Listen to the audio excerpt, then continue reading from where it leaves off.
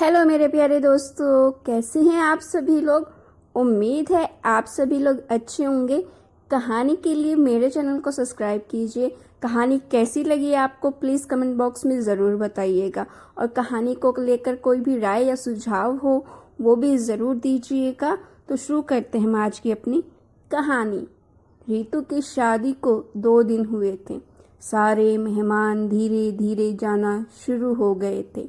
जब तक मेहमान थे तब तक तो सब ठीक ठाक चलता रहा, पर जब सारे मेहमान चले गए तब एक दिन रीतू अपने पति के साथ छत पर बैठी थी और तभी उसकी सास आ गई और कहने लगी, बहू, यह तुम्हारा ससुराल है। यहाँ पति के साथ सबके सामने हमारे यहाँ कोई नहीं बैठती। रीतू को बड़ा अजीब लगा कि अपने पति के साथ ही तो बैठी है।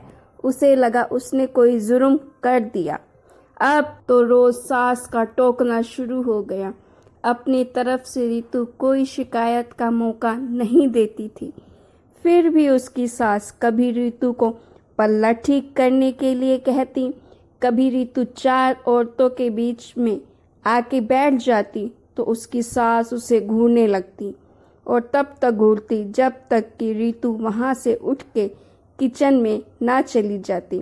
हद तो तब हो गई जब सास रीतू के आने जाने पे भी टोकने लगी, इधर मत खड़े हो, उधर मत देखो, कोई देख लेगा तो बोलेगा। मुकुल, रीतू का पति के एक दोस्त की शादी थी और मुकुल को जाना था।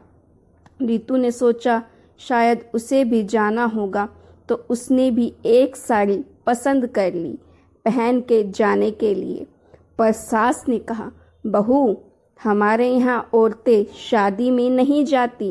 रीतू सोचने लगी, कैसा ससुराल है, यहाँ इतनी पाबंदियाँ क्यों हैं। सब कुछ अजीब है। यहाँ अपने से बड़ा कोई भी दिख जाए तो सास सर के पल्ले को और आगे मुंह तक सरका देती है। रीतू को कहीं जाने नहीं दिया जाता था। उसकी सास बस हर समय काम करने के लिए किचन में ही रखती थी। ऐसा हमारे यहाँ तो नहीं होता। सब काम के साथ साथ हंसी मजाक भी करते हैं। सब बड़ों के साथ भी बैठते हैं और अपने पतियों के साथ भी रहते हैं। पर यहाँ मैं तो क्या, कोई भी छोटा भी बड़ों के सामने बैठता नहीं है।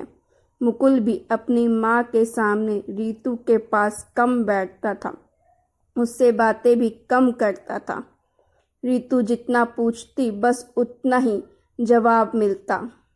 दिन बीतते गए। मुकुल को दूसरे शहर में जाना पड़ता था काम के सिलसिले में। कई बार तो मुकुल को आए हुए कई दिन हो जाते थे। ससुर थे नहीं और सास ने ही 5 बच्चों को पाला था। बाबूजी की जगह सास को काम मिल गया था, क्योंकि बाबूजी सारे बच्चे जब छोटे थे तभी चल बसे थे। दोनों नंदों की शादी हो चुकी थी। बड़े भाई भाभी दूसरे शहर में नौकरी करते और रहते थे। छोटा देवर भी बाहर नौकरी करता था।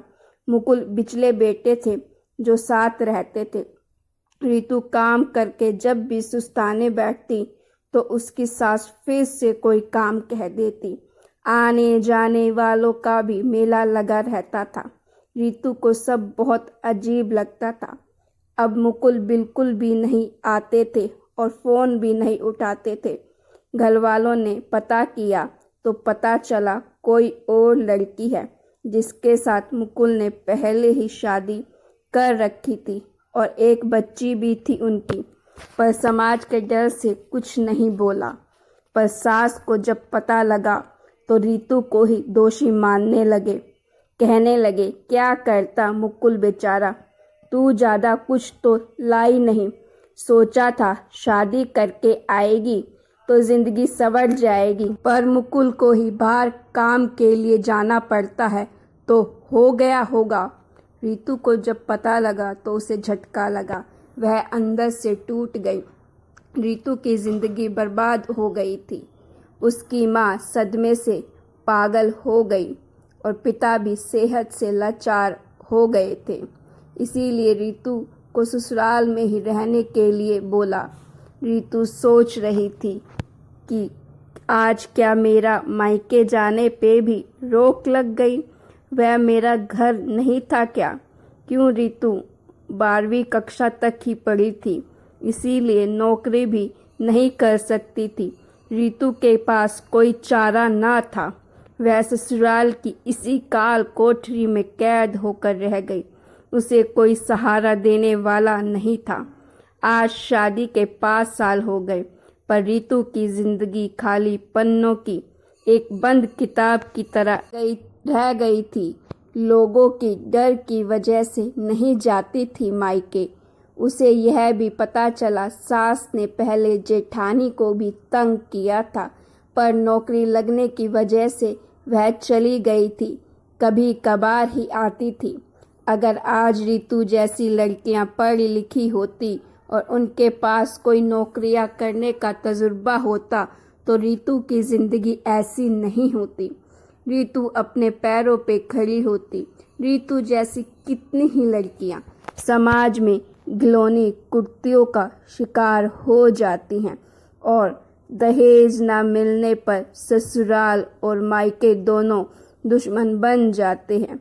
बाद में कोई मायका अपनी ही बेटी को नहीं रखता जब तक कि बेटी अपने पैरों पर ना खड़ी हो, पर किसी तजुर्बे के अभाव में बेटी के लिए मुश्किल हो जाता है। उसे कोई अपनाता नहीं है। इसीलिए साक्षरता का भी तभी महत्व है जब बेटियों को पढ़ाई लिखाई के साथ उनके खुद के पैरों पे खड़ा होना भी सिखाएं। आशा करती हूँ आप मेरी बात से सहमत होंगे। अपनी राय ज़रूर दी।